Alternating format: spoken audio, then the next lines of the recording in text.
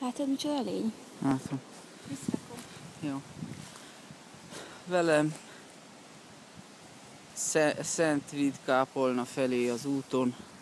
Itt a nem tudom mennyire látszódik a pusztítás. De most majdnem olyan vagyok, mint anya, aki kommentálja a filmet.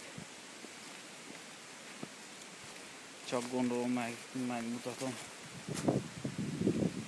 Keresztbe Kasul. Fák mindenhol.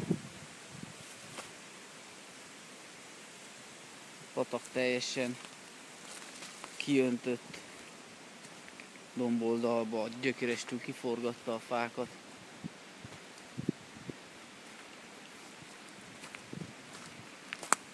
Az útnak az egyik fele eltűnt.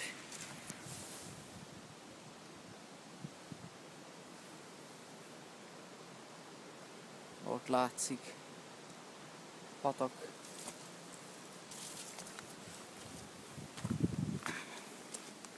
Szia!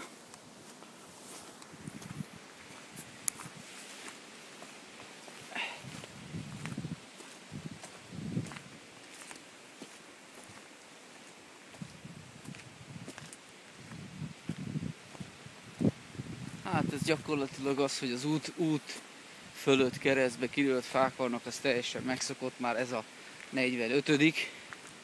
Mindjárt át is adom a kamerát az Indán, én találtam fotótémát. Ez valami katasztrófa. Ilyen domboldalak vannak teljesen elcsúszva. Ismét egy kidőlt fa.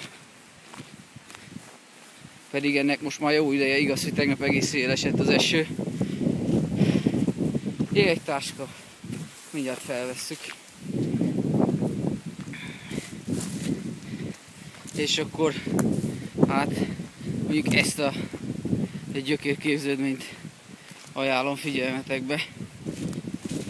Megpróbálok leeleszkedni. Menjél csak! A táska itt van nálam.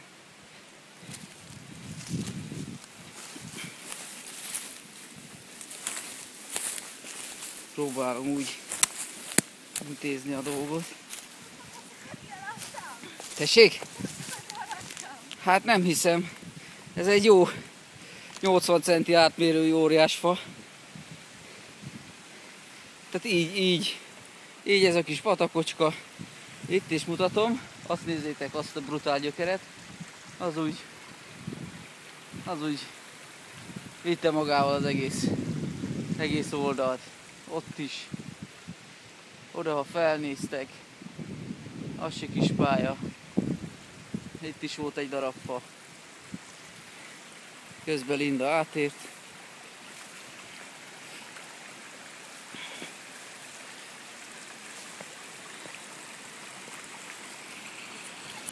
Hello! Ne ugrálj!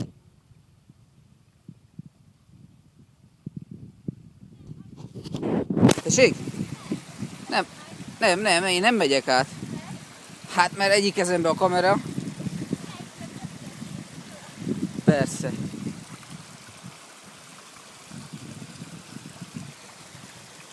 Te voltál gerendán, nem én.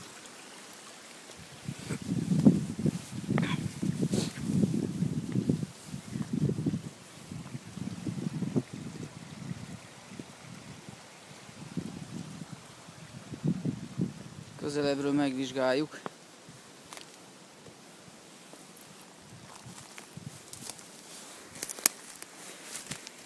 Óriási méretű szentgesztenyeket árulnak természetesen mindenhol. Sütik.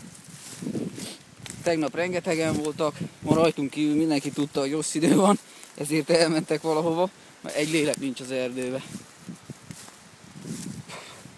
Hát igen, itt is látszik a rombolás. Hopp, én is egy gyökéren mászom.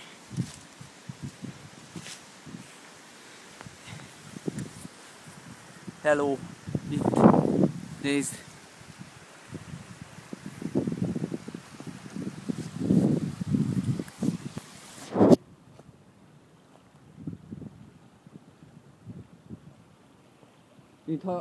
Mintha csak direkt tették volna ide.